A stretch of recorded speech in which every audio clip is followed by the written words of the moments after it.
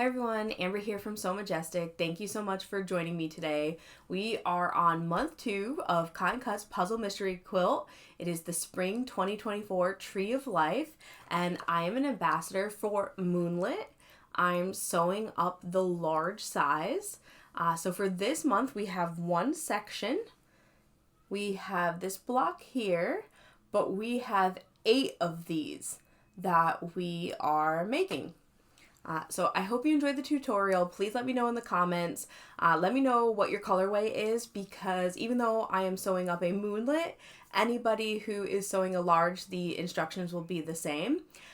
Also, if you're just catching this and you may be interested in participating, there's only a couple weeks left to sign up. Once month 3 starts shipping, you will no longer be allowed to sign up for this puzzle mystery quilt. So I do have a link in the description, and I hope you enjoy the tutorial. All right, we are on month 2, so I have my color card booklet here where I reference all my fabrics in the back. I have my instructions printed out. This month for the large size, we have only one block, but that same block we are making 8 times. So for this video, I'll make one of them in the tutorial. Down here, it shows the pieces in the pack, and I have mine laid out on my table. That is easy for me to, I lay them out in the same pattern. That way I can easily reference the fabrics and make sure I'm grabbing the correct ones. I also have my pressing mat and mini iron close by. I am sewing on my Singer 5528 using the light gray Aurifil thread that was part of the thread pack that you could purchase from Cotton Cuts. And I'm using just a 7010 universal needle. All right, so let's start. For step 1, we need one of the large D triangles.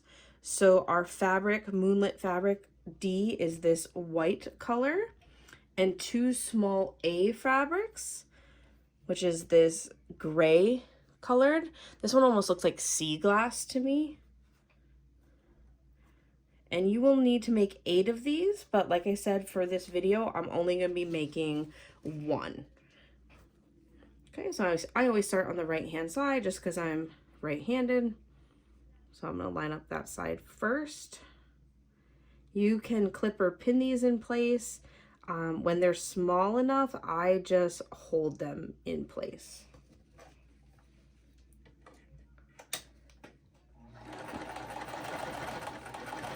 And I'm using the full 1/4 inch seam allowance.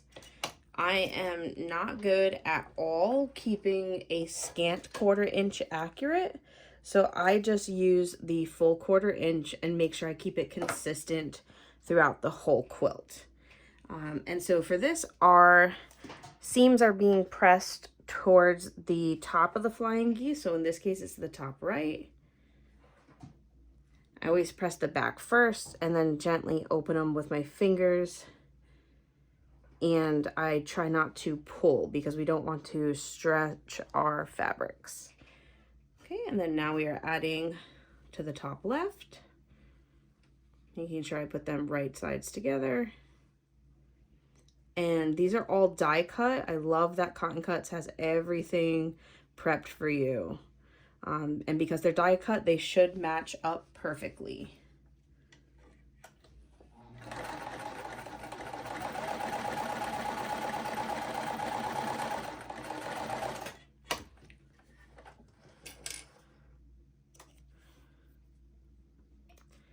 And then this one is being pressed to the top left.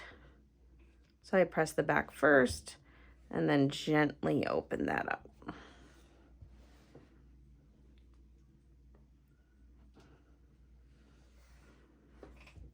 Okay, so this is step 1.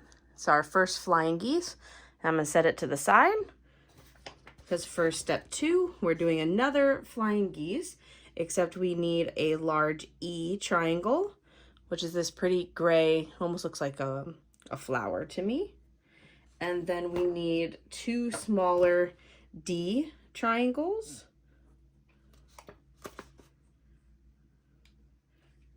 And D is the white fabric again. And these are super faint, so some of the fabrics, it might be difficult to tell the correct side. So just make sure that you are checking that, especially with how they're cut. Sometimes they are, like, see, this is right side facing up, and then now this is the back side. So you always want to check before you flip them. All right, so we're gonna do the same thing. I'm gonna start on my right-hand side and line them up.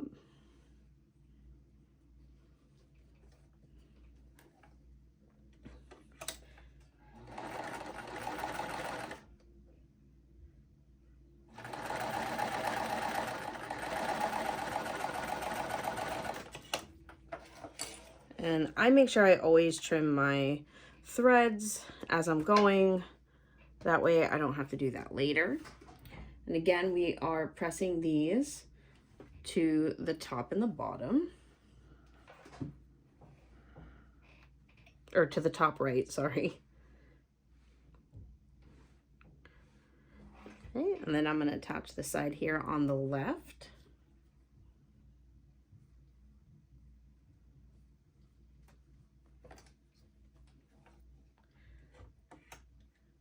And I usually hold my threads when I start sewing so it does not get sucked down underneath.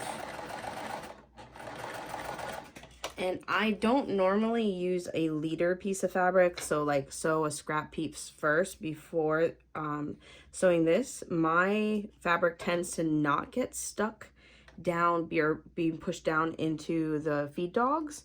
But if you have a problem with that, you could sew like a scrap piece of fabric first before the material for the quilt. Okay, and again, this is being pressed to the top left. And you want to make sure that you're not pulling and you're not like ironing, you're like lifting up your iron and then just pressing down when you are pressing these seams. And again, I'm going to set that to the side. Now we are on step 3. So it's still a flying geese. It just shows it with it facing down. So we need a large D triangle again. And then it is 2 smaller B triangles. And for Moonlit, B is the white fabric with these pretty blue flowers.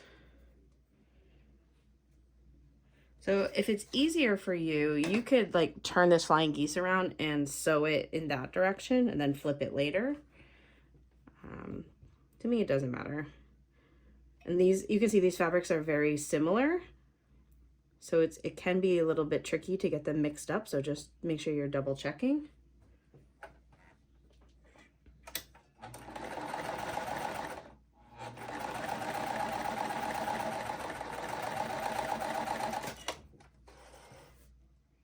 And for this, our seams are still being pressed towards the smaller triangles.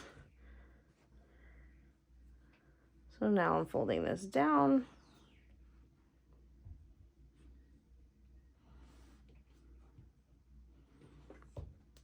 And then adding my triangle to the left side here.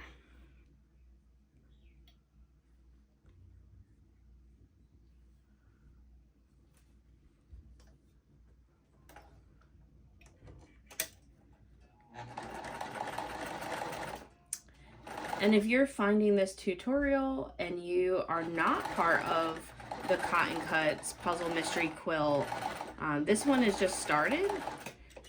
We are still on month 2. Month 3 will be shipping soon. And as soon as that ships, you won't be able to order to participate anymore. So if you are considering participating, you definitely want to sign up now. And I do have a link in the description to Cotton Cuts for that. And I'm pressing these seams to the left. All right, so now we're on step 4, which joins these all together. So it's in the same order that we just sewed. So I'm just gonna move this slightly down. That was our step 3. Our step 2 in the middle, which has our E, our large E fabric, our triangle. And then this one will be up top. Okay, and I'm gonna start from the bottom. So I'm gonna fold these right sides together. And because it's kind of long and there's seams for the flying geese, it's not just 2 big rectangles, I am going to clip these just to hold them. And I prefer clips, but you could also use pins.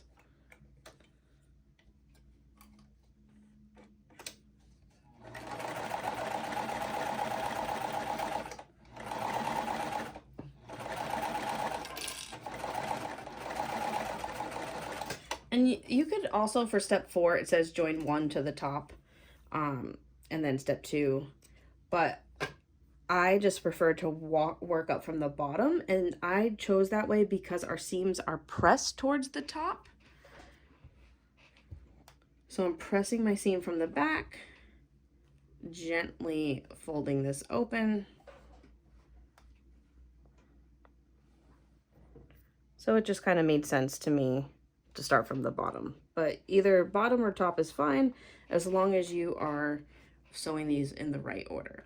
Okay, so now I'm folding this one down, right sides facing together.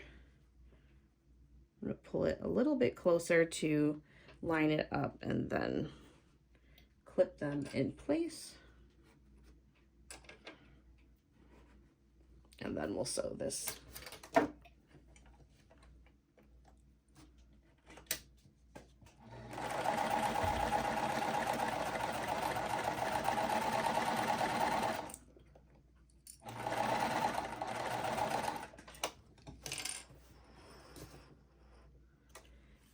And then these seams are being pressed towards the top as well.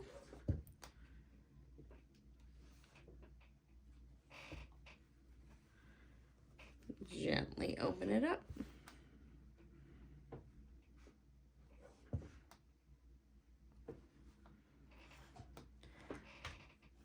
All right, and then that looks really good. I'm pretty happy with the point. So I'm going to set this to the side because we have a step 5. So we have 3 squares in step 5. We need an A square for the top, a D square for the middle, which for Moonlit is my mostly white fabric, and then a B square for the bottom, which is my white fabric with the blue flowers on it. Right, and then so we are going to, all our seams are being pressed down, so I'm going to start at the top.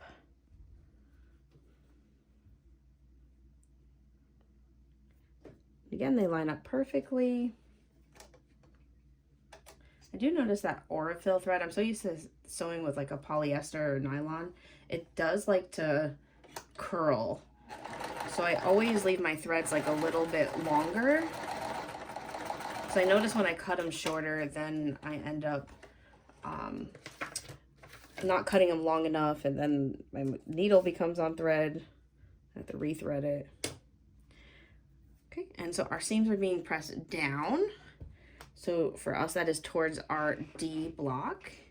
If you are sewing Moonlit, that's the white block.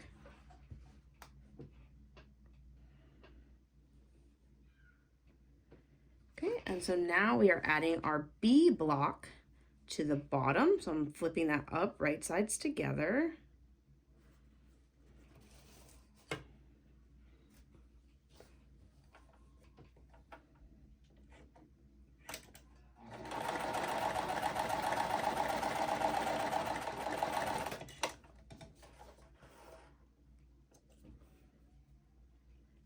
And then our seams for this one are also going to be pressed towards the bottom.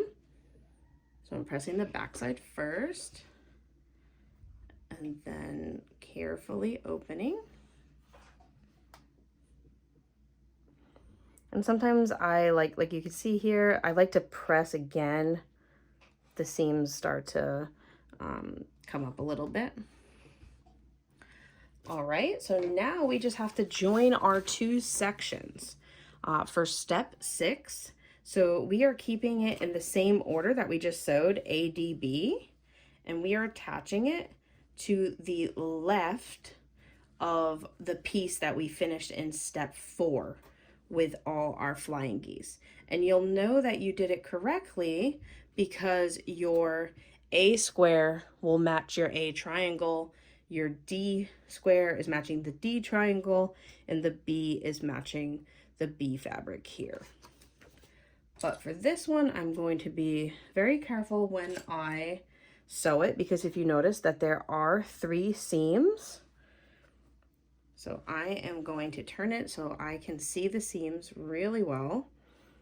And if you've pressed your seams correctly, they should nest. So I'm going to make sure that they are lined up, and I'm clipping my seams first.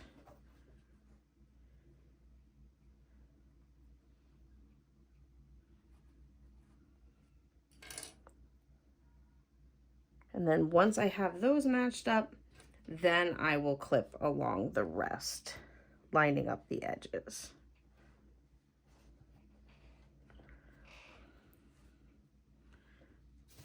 Okay, and we'll sew this along there.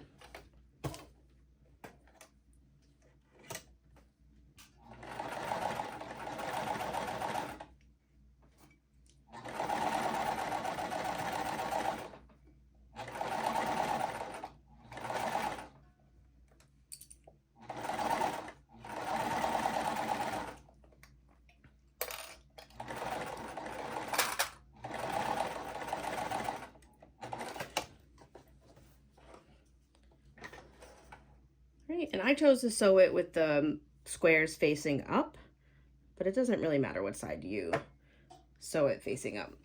Okay, and our seams are going to be pressed towards the left, towards the shorter side with all the squares. So I'm gently going to open them up, making sure that I'm not pulling.